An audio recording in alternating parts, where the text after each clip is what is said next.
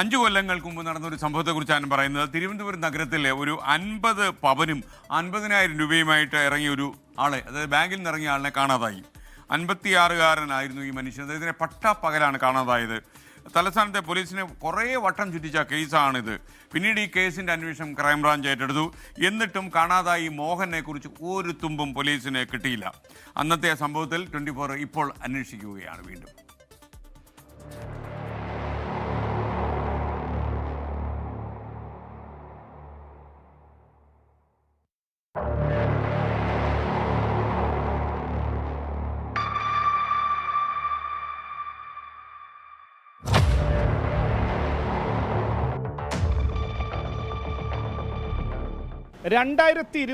May മാസം 8-ാം തീയതി അന്ന് പേരൂർക്കടയിലുള്ള ഈ സർവീസ് സഹകരണ ബാങ്കിൽ നിന്നും പണയ സ്വർണവും പണവുമായി മടങ്ങിയ കുളപ്പട സ്വദേശി 56-കാരനായ മോഹനൻ പിന്നീട് വീട്ടിലേക്ക് മടങ്ങിയെത്തിയില്ല. ആരും കണ്ടതുമില്ല. മോഹനൻ ജീവിച്ചിരിക്കുന്നതിനും അല്ലാത്തതിനും ഇന്ന് തെളിവുകളുമില്ല.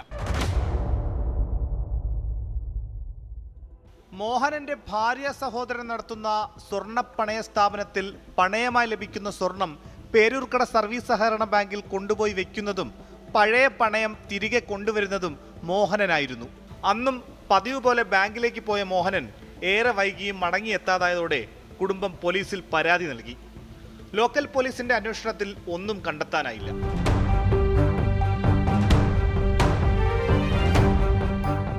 പേരൂർക്കട നെടുമങ്ങാട് റോഡിൽ മോഹനൻ സ്കൂട്ടറിൽ യാത്ര ചെയ്യുന്നതിൻ്റെ ദൃശ്യങ്ങൾ കരകുളത്ത് വെച്ച് ലഭ്യമായെങ്കിലും പിന്നീട് എങ്ങോട്ട് പോയി എന്നതിൻ്റെ കാര്യത്തിൽ അന്വേഷണം തുടങ്ങി 5 വർഷങ്ങൾ കഴിഞ്ഞിട്ടും ഉത്തരം കണ്ടെത്താൻ കഴിഞ്ഞിട്ടില്ല. സ്കൂട്ടർ ഉൾപ്പെടെ അപ്രത്യക്ഷമായതിൻ്റെയും മൊബൈൽ ഫോണിൻ്റെ ടവർ ലൊക്കേഷൻ അടക്കം കണ്ടെത്താൻ സാധിക്കാത്തതിൻ്റെയും ദുരൂഹത ഇപ്പോഴും തുടരുകയാണ്.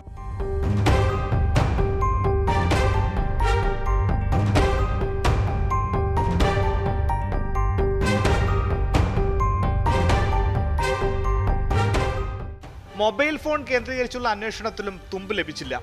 പ്രധാന റോഡിൽ നിന്ന് പട്ടാപ്പകൽ ഒരാളെ തട്ടിക്കൊണ്ടു പോകുന്നത് എളുപ്പമല്ല. എന്നിട്ടും മോഹനനും സ്കൂട്ടറും എവിടെയാണെന്നൊരു തുമ്പും പോലീസിന് ലഭിച്ചില്ല. ബാങ്കിൽ നിന്നിറങ്ങിയ മോഹനനെ ഏതെങ്കിലും വാഹനങ്ങൾ പിന്തുടർന്നിട്ടുണ്ടോ എന്നും അന്വേഷിച്ചു.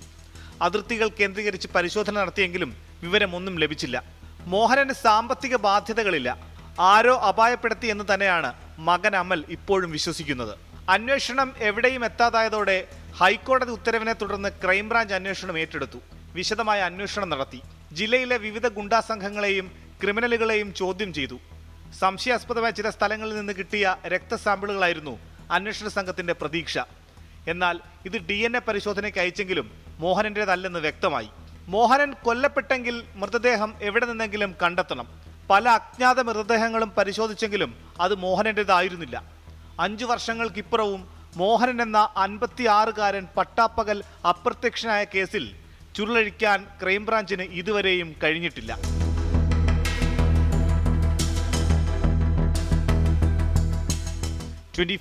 തിരുവനന്തപുരം. പ്രിയപ്പെട്ട പ്രേക്ഷകർക്ക് വീണ്ടും സ്വാഗതം. മോഹൻ ചോദിക്കുന്നു, ഈ മനുഷ്യൻ എവിടെ പോയി മറഞ്ഞു? ഇനി എവിടെയെങ്കിലും ഒളിച്ചു പോയതാണോ എന്നറിയില്ല. ഇത്രയും സ്വർണ്ണമായിട്ടൊക്കെ ഷോക്കിംഗ് വാർത്തയാണ്. നമുക്ക് ഷോക്കിംഗ് ആയതുകൊണ്ടാണ് നമ്മൾ ഇന്ന് ഇദ്ദേഹത്തിനെ കുറിച്ച് അന്വേഷണം നടത്താൻ തീരുമാനിച്ചത്. ലോകത്തെവിടെയായാലും ഏത് സമയത്തും 24 വാർത്തകളും ഓഗ്മെന്റഡ് റിയാലിറ്റി പാക്കേജുകളും എക്സ്പ്ലെയിനറുകളും വിശദമായി കാണാൻ ഞങ്ങളുടെ യൂട്യൂബ് ചാനൽ നിങ്ങൾക്ക് സബ്സ്ക്രൈബ് ചെയ്യാം.